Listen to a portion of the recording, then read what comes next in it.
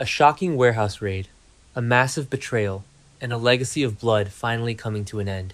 Cassius just blew up his entire life, taking down Sidwell and Cullum in one fell swoop, leaving Lulu completely shattered. Welcome back to the channel, guys. Today is a beautiful Thursday, and my brain is absolutely melting over this episode. Let's dive into the madness. Okay, so I've been thinking about this, and my brain is just entirely fried from what we just watched. Like, I am sitting here staring at my screen, and I can't even process the sheer magnitude of what Cassius just did. Here's what's bugging me. Why now? Why this exact moment to finally step out of the shadows?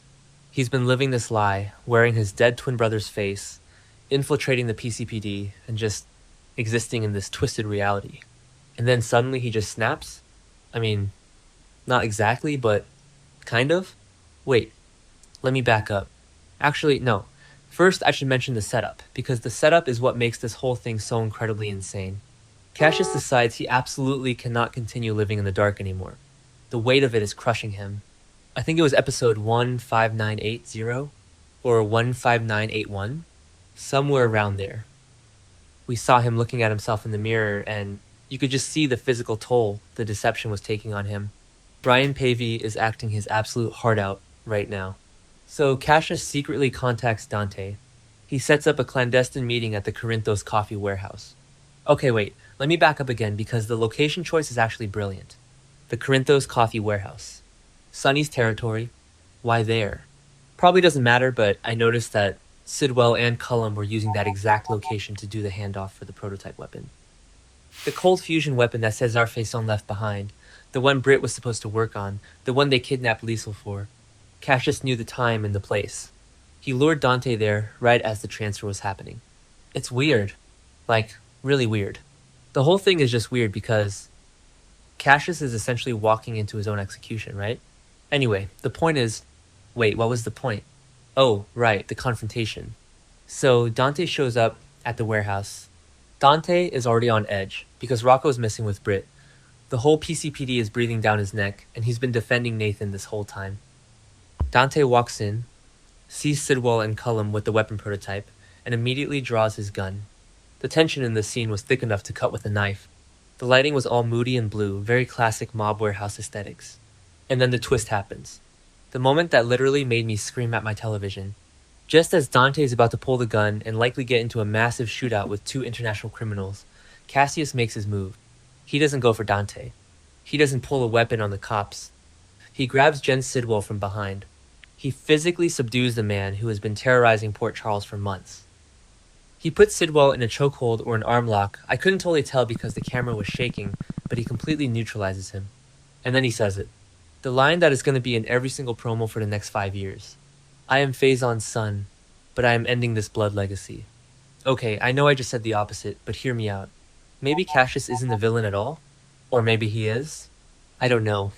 I keep going back and forth on this. He is Cesar Faison's son. He has Faison's blood in his veins. We all remember Peter August and how that turned out. Peter tried to be good, tried to run the invader, tried to love Maxie, but the Faison DNA eventually turned him into a comic book supervillain. But Cassius is looking at Dante, holding Sidwell hostage, and he is actively choosing to destroy his father's empire. He's choosing to end the legacy. But then again, that doesn't explain why he did all the horrible things he did to get here. And he confesses to all of them right there in the warehouse. While he's holding Sidwell, Cassius just starts spilling his guts to Dante. He admits that he is the one who helped Sidwell escape custody earlier.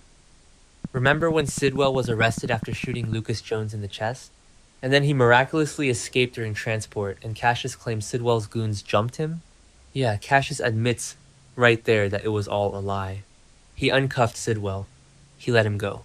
He aided and abetted an attempted murderer. And then he drops the biggest bomb of all. He looks Dante dead in the eye and admits that he has been impersonating Nathan this entire time to infiltrate the PCPD. He admits that Nathan is dead. The real Nathan West, Dante's former partner, the man Dante trusted with his life, is gone. Cassius used his dead twin's face to manipulate Dante, to manipulate the police force, to get access to evidence and files. The betrayal on Dante's face.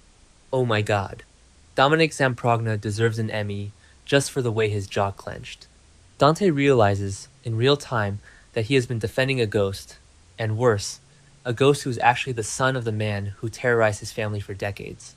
While this emotional devastation is happening, Ross Cullum realizes the gig is up. The operation is blown. Sidwell is captured, the prototype is compromised, and Dante has his gun drawn. So Cullum runs. He makes a break for it, trying to escape by sea.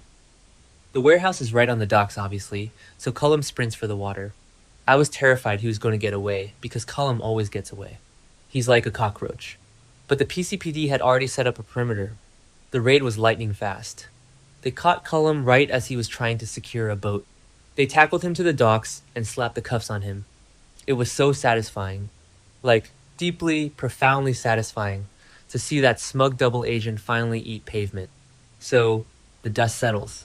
The sirens are blaring. The flashing red and blue lights are bouncing off the warehouse walls. And we get this incredible wide shot of all three of them in handcuffs. Sidwell, the kingpin, Cullum, the lethal enforcer, and Cassius, the tragic twin. All three of them cuffed and being read their rights.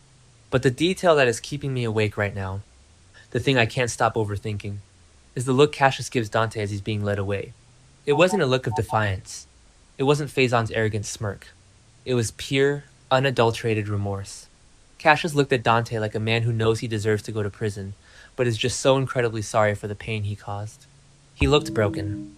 And Dante couldn't even look at him. Dante just stared straight ahead, completely shell-shocked. It's weird. Like, really weird. The whole thing is just weird because I find myself feeling bad for Cassius, even though he kidnapped Liesel and lied to everyone.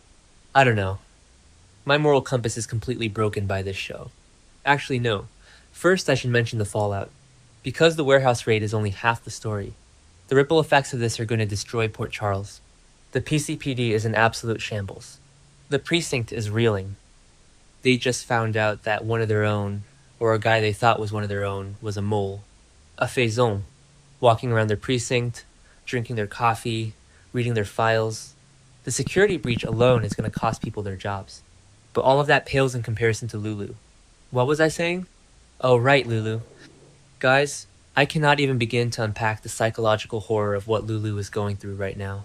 Lulu just woke up from a years-long coma. She missed her kids growing up. She woke up to find out her cousin Sam is dead. She woke up to find out Dante, the love of her life, had moved on. And in her vulnerable, traumatized state, she started falling for Nathan. She started having feelings for this man who was kind to her, who protected her, who felt familiar but new. And now she finds out the truth. The man she was falling in love with is Cassius. Okay, wait, let me back up, because the history here is crucial. The Spencers and the Faisons. César Faison was obsessed with Anna Devane, yes, but he terrorized the entire town. He terrorized Laura. He terrorized Luke. He is the ultimate boogeyman of Port Charles. And Lulu, Laura's daughter, just realized she gave her heart to the boogeyman's son. Not only that, but he was wearing the face of Nathan West. Nathan, who was Maxie's husband, Maxie, who was Lulu's best friend. Lulu was falling for a man, wearing her best friend's dead husband's face. The layers of trauma here are just... I can't... The writers are absolutely sick and twisted for this, and I am eating up every single second of it. The scene where Lulu finds out, she nearly loses her mind. And rightfully so. She goes completely crazy, screaming, crying, breaking down. She realizes she fell in love with her family's worst enemy. How do you ever trust your own judgment again after that? How do you look in the mirror? She was already struggling to reintegrate into a world that left her behind, and now the one anchor she thought she had was a complete illusion. A Faison illusion. I keep wondering what this means for her and Dante now. Dante just had his heart ripped out by this betrayal too. They are both victims of Cassius's deception. Does this push them back together? Or does the trauma just isolate them further? Dante was ready to run away with Lulu and Rocco just a few weeks ago, and now Rocco is missing with Britt, and Cassius is in jail. And what about Liesel? Oh my god, Liesel is still locked in that cell under Windermere. Or wait, did they find her? The notes didn't say if they raided Windermere yet. Cassius is in custody, Sidwell is in custody, Cullum is in custody. Who is guarding Jocelyn and Liesel? Is Pascal still down there taunting them? If Cassius is in jail, he can't protect them anymore. Jocelyn has those makeshift weapons Anna left behind, so maybe she breaks them out? Anyway, the point is... Wait, what was the point? The point is that Cassius just pulled off the most dramatic self-sacrifice betrayal in recent soap history. He ended his father's legacy, but he destroyed his own life to do it. He saved Port Charles from the cold fusion weapon, but he broke Lulu's heart into a million irreparable pieces. I am going to be staying up until 4 a.m., analyzing every single frame of that warehouse scene. Did Cassius have an exit strategy? Did he want to go to jail? Is this his way of doing penance for what he did to Nathan's memory? Or maybe not. I don't know. Maybe he just couldn't take the pressure of Nina asking questions, and Liesel slapping him. That slap from Liesel. That had to be the breaking point. A mother's absolute rejection. When Liesel slapped him and realized her real son was dead and cremated, Cassius's soul left his body. You could see it. That was the moment he decided the Faison legacy had to die. It's weird. Like, really weird. The whole thing is just weird. I need to go lie down and process this, but I know I'm just going to keep replaying Dante's face when Cassius said I am Faison's son. Absolute cinema. I can't wait for tomorrow's episode.